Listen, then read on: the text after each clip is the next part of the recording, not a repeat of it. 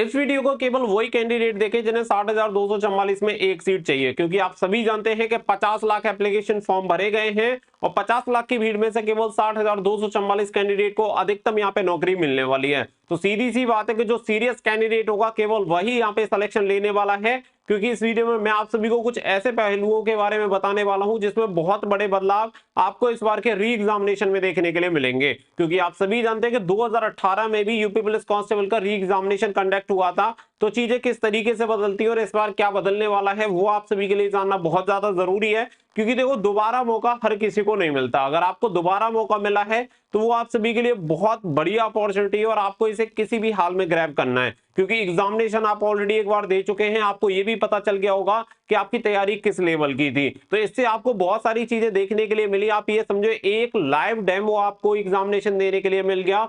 अब यहाँ पे सारी चीजें मैं आपको क्लियर करूंगा, जिसमें हम एग्जामिनेशन डेट की भी बात करेंगे। तो वीडियो को ध्यान से जरूर देख लेना। वीडियो पसंद आए तो वीडियो को लाइक शेयर करके चैनल को सब्सक्राइब कर लें और बेल आइकन में प्रेस कर लें, ताकि फ्यूचर में आने वाली हर एक अपडेट का नोटिफिकेशन आपको सबसे पहले मिलता रहे। सबसे पहले मैं ये स्टार्ट करूंगा यहाँ से। सबसे पहले आप ये समझो कि आप सभी को पता है कि जब आपके पेपर लीक हुआ था, तो पेपर लीक के समय इन्होंने यहाँ पे यानी भर्ती बोर्ड ने एक समिति का गठन किया था। और इस समिति का काम केवल ये नहीं था कि यहाँ पे आपका पेपर लीक हुआ है या नहीं हुआ है इसकी जांच करना ही नहीं था, बल्कि इसका ये भी काम था कि आगे भविष्य में जो भी भर्तियां होंगी उन्हें और किस तरीके से बेहतर बनाया जा सकता है, जिससे कि इस तरीके की समस्या खड़ी ना हो। तो सबसे पहली बात तो आप ऐसे समझ लो कि समिति की जो रिपोर्ट आएगी उसके बेसिस पे बहुत सारे डिसीजन लिए जाएंगे। और अगर उसमें यह सिद्ध हो जाता है कि ये जो एजेंसी है वो एग्जामिनेशन कंडक्ट करवाने में सक्षम नहीं है, या कुछ भी XYZ अगर कोई भी चीज सामने निकल के आती है, तो भर्ती बोर्ड निश्चित तौर पे उस चीज पे डिसीजन लेगा और उसके अकॉर्डिंग उसमें बदलाव करेगा। आप ये समझो कि अगर यहाँ पे आपकी एजेंसी चेंज हो गई किसी भी कंडीशन से, तो आपकी बहुत सारी चीजें यहाँ पे बदल जानी है। सबसे पहली बात तो आप सभी का जो सिलेबस आया था, वो सिलेबस में भी आपको थोड़े बहुत चेंजेस देखने के लिए मिल जाएंगे। यानी कि जो आपका ऑफिशियल सिलेबस है वो तो आपको चेंज नहीं होगा, लेकिन यहाँ पे जो लेवल होगा वो चेंज हो जाएगा। लेकिन इस बात की कोई कंफर्मेशन नहीं है कि आपकी एजेंसी चेंज होगी हो सकता है कि सेम एजेंसी से कंडक्ट करवाया जाए।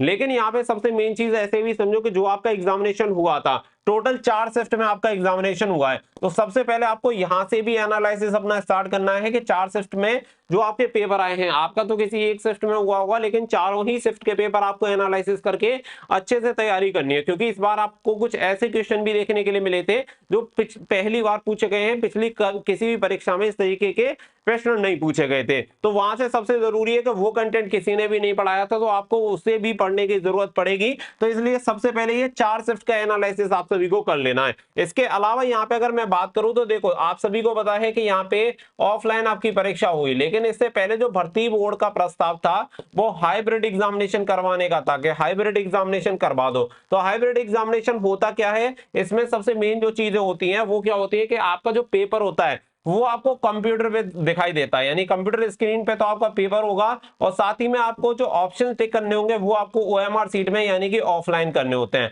तो ये आपका हाइब्रिड मोड होता है, यानी ऑफलाइन ऑनलाइन दोनों तरीके को मिला के होता है। अब इसमें सबसे अच्छी बात ये रहती है कि जो आपका कंप्यूटर पे जब आपका पेपर आएगा, ऑफलाइन पेपर ही नहीं आएगा, तो पेपर लीक होने की संभावना यहाँ पे खत्म हो जाएगी। इसके अलावा OMR जो है, आपको जो ऑप्शन होंगे वो कंप्यूटर में ना लगा के आपको एक OMR सीट दी जाएगी, इस पे आपको लगाने होंगे जैसे आप ऑफलाइन में लगाते हैं। तो इससे क्या होगा कि बाहर से हैक होने की भी संभावना खत्म हो जाएगी। तो इस कंडीशन में इन दोनों चीजों से छुटकारा पाया जा सकता है और भर्ती को निष्पक्ष तरीके से करवाया जा सकता है। तो भर्ती बोर्ड निश्चित तौर पे इसके बारे में पहले भी विचार कर चुका है और मुझे पूरी संभावना दिख रही है कि इस बार आपकी भर्ती परीक्षा हाइब्रिड मोड में होगी, क्योंकि हाइब्रिड मोड एक ऐसा तरीका है जिससे भर्ती को साफ स्वच्छ तरीके से करवाया जा सकता है। तो आप सभी इस तरीके से भी समझो कि अगर हाइब्रिड करवाती है तो कंफर्म नहीं है कि कौन सी एजेंसी इसका टेंडर लेगी और कौन सी एजेंसी इसका एग्जामिनेशन कंडक्ट करवाएगी। तो सबसे मेन चीज ये है कि देखो, सबसे पहले आप सभी TCS बेस से जो पढ़ रहे थे वो पढ़ो। इसके अलावा जिस कंपनी ने अभी एग्जामिनेशन करवाया है सतपथ ने,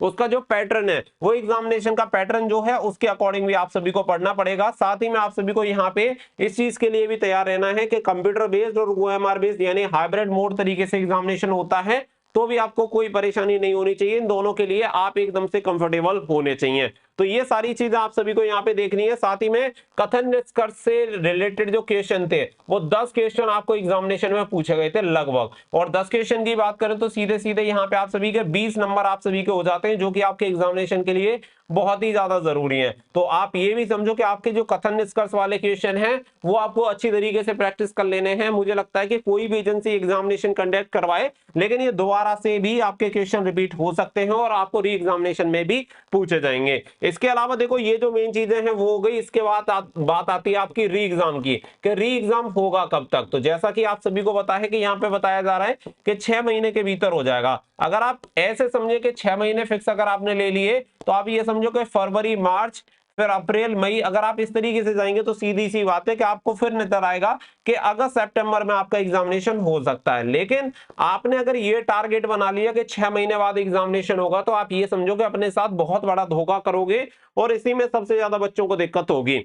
जो सीरियस एस्पिरेंट है उसे अच्छे तरीके से पता है कि एग्जामिनेशन 6 महीने के अंदर होना है, और 6 महीने के अंदर होना है यानी 6 महीने में कभी भी एग्जामिनेशन हो सकता है। तो यहाँ पे आपको जो टारगेट बना लेना है वो एक बना लेना है कि लोकसभा इलेक्शन, और लोकसभा इलेक्शन खत्म और इसके बाद एग्जामिनेशन शुरू। यानी कि अगर हम ये माने तो हम ये मान सकते हैं कि एग्जामिनेशन आपका मई के बाद या मई में भी हो सकता है, मई के बाद कभी भी, या मई में भी आपका एग्जामिनेशन कंडक्ट हो सकता है। बहुत सारे बच्चे कह रहे थे कि यहाँ पे 16 अप्रैल एंड 17 अप्रैल की जो डेट आ रही थी वो संभव नहीं है। आप सभी को पता है कि पहले से ही जल्दी एग्जामिनेशन कंडक्ट करवाने के चक्कर में बहुत सारी दिक्कतें खड़ी हुई है। तो भर्ती बोर्ड अब हर हाल में चाहेगा कि भर्ती में किसी भी तरीके से कोई भी दिक्कत ना हो और पूरी तरीके से 100% सही तरीके से ये भर्ती कंडक्ट हो पाए। इसीलिए जल्दबाजी यहाँ पे बिल्कुल नहीं होने वाली है। तो आप ये समझो कि आप सभी अगर मान लेते हैं तो फरवरी के बाद यहाँ पे आपका मार्च अप्रैल आप ऐसे मान के चलो, अधिकतम आप सभी के पास 3 महीने का समय है।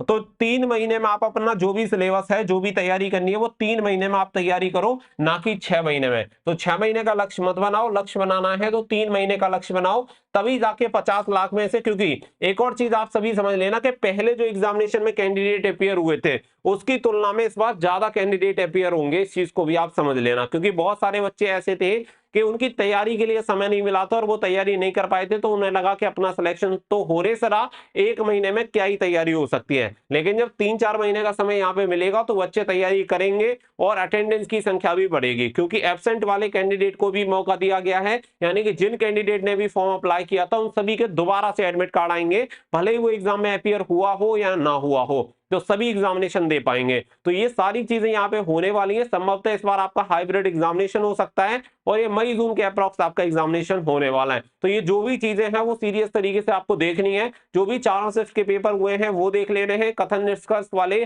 जितनी प्रैक्टिस हो सकती है उतनी प्रैक्टिस करो। फिर ये भी देखो कि आपने क्या पढ़ा था और एग्जामिनेशन में क्या नया आया है जो आपने पढ़ा था उसके अलावा। अगर ऐसा कोई भी टॉपिक आया है जो आपने नहीं पढ़ा था वो एग्जामिनेशन में आया है, तो वो टॉपिक आपको विशेष करके पढ़ने की जरूरत है। तो ये सभी चीजें जब आप एनालिसिस खुद से करोगे तो डेफिनेटली आपकी जो तैयारी है वो इंप्रूव होगी। और मैं गारंटी से कह सकता हूं कि 50 लाख में से 60,244 में आपका सिलेक्शन होगा। लेकिन सिलेक्शन तभी होगा जब आप हर चीज को सीरियस लेंगे, क्योंकि सीरियस होकर आपको पढ़ाई करनी पड़ेगी। कंपटीशन का लेवल जानते हैं कि आज के टाइम में 2 ही भर्तियां बची हुई हैं, एक तो आपका सीएपीएफ जो कि आपकी एसएससी जीडी के थ्रू होती है, और एक अगर हम बात करें तो स्टेट पुलिस। और हर किसी की नजर स्टेट पुलिस पे होती है कि स्टेट पुलिस से बेस्ट ऑप्शन कोई बचा नहीं है, क्योंकि पहले आर्मी वगैरह में बहुत सारे बच्चे चले जाते थे, अब उनका इंटरेस्ट चेंज हो गया है और कहीं ना कहीं वो भी स्टेट पुलिस या सीएपीएफ की तरफ मुड़े हैं। तो इसकी वजह से कंपटीशन डे बाय डे यहाँ पे इंक्रीज हो रहा है, और इस कंपटीशन में अगर जॉब चाहिए तो ये सुनहरा अवसर हो सकता है। क्योंकि अगर आप इस भर्ती में भी नौकरी नहीं ले पाते तो बहुत ही कम चांस होंगे कि आप अन्य किसी भर्ती में